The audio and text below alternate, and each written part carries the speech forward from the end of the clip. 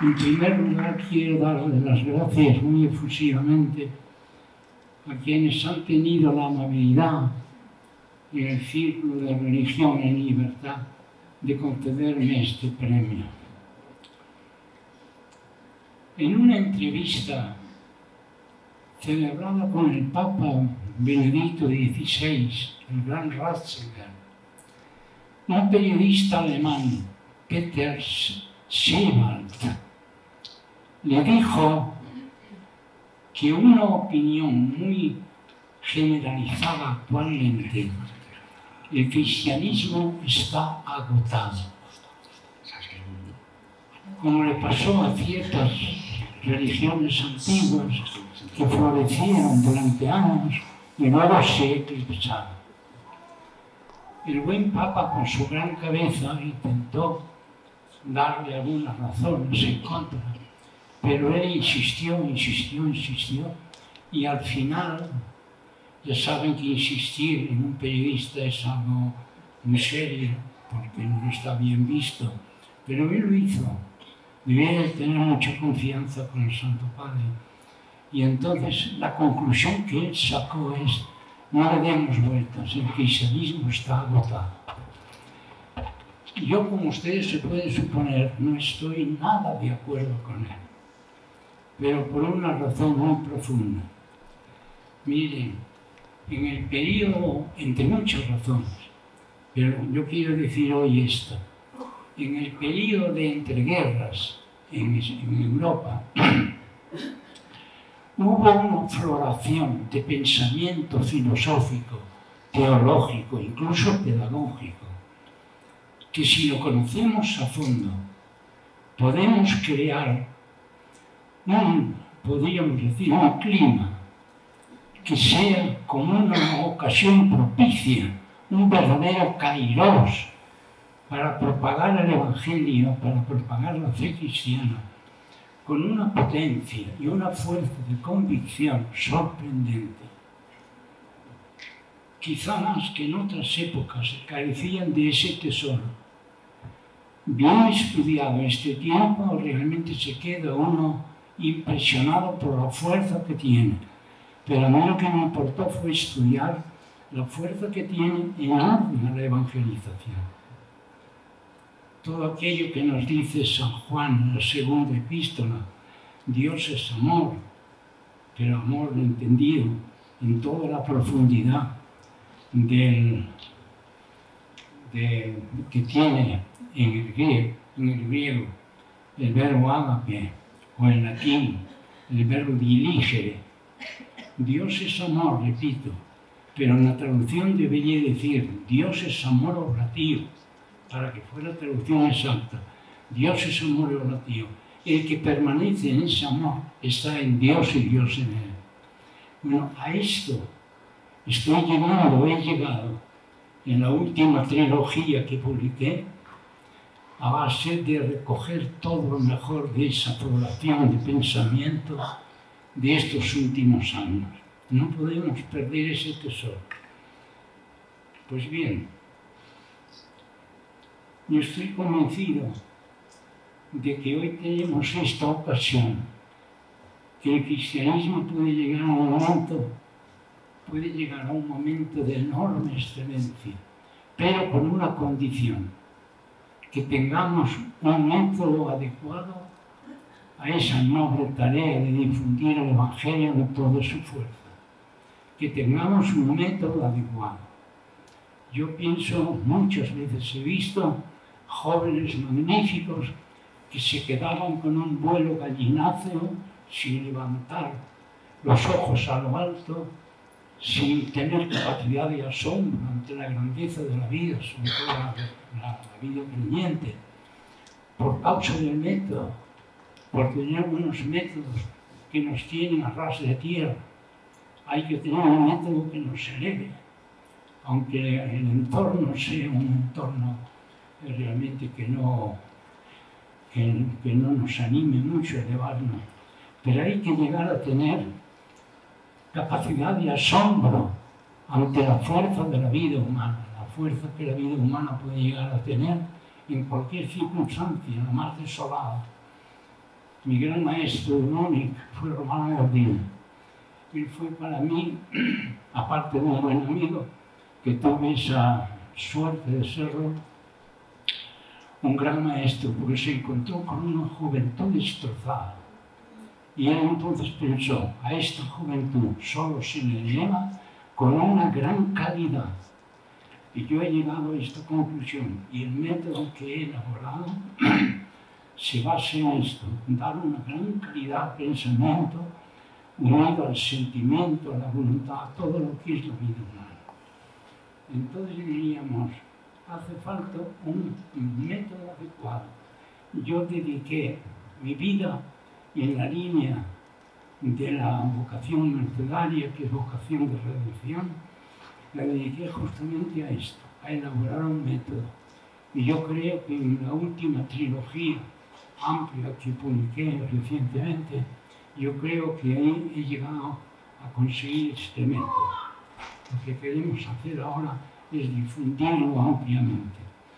A mí en una ocasión, el actual Papa, siendo el arzobispo Gregorio de Buenos Aires, después de unas conferencias que me encargó él dar a 3.000 directores del instituto, directores católicos, entonces él me dijo, el método que usas me gusta.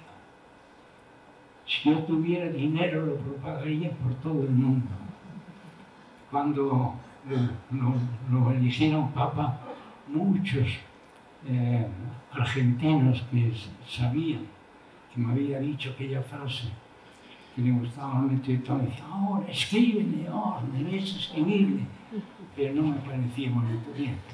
Pero la verdad es que yo creo, francamente, creo que con la gracia de Dios lo he conseguido en muy buena parte, ese método.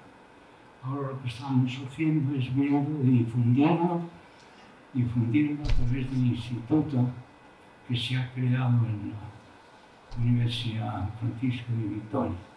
Y ya antes en la fundación que llevaba mi nombre y a cuyos fundadores les tengo tanto agradecimiento. Pues bien,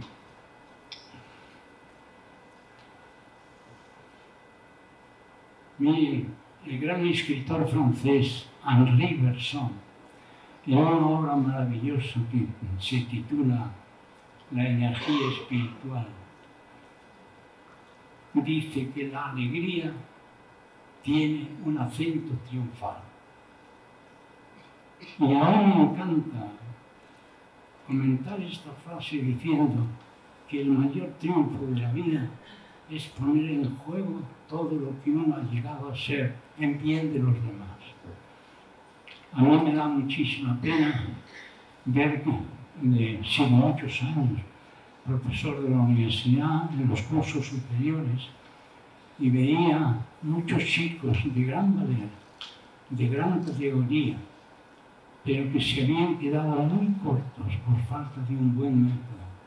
Muy cortos. Yo decía, qué lástima, qué estropicio de estos jóvenes, porque les dejaban lo que uno suele llamar el nivel 1, el nivel de los objetos, manejar objetos, dominar.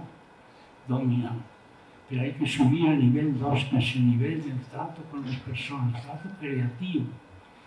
Es decir, yo creo que hoy nos enseña cómo se debe a los niños y a los jóvenes a ser creativos en la vida, en todos los aspectos de la vida. Naturalmente la religión es lo más creativo que hay. Si no se aprende a ser creativo, entonces te quedas reducido a la mínima expresión. Pues bien, ya para terminar, yo diría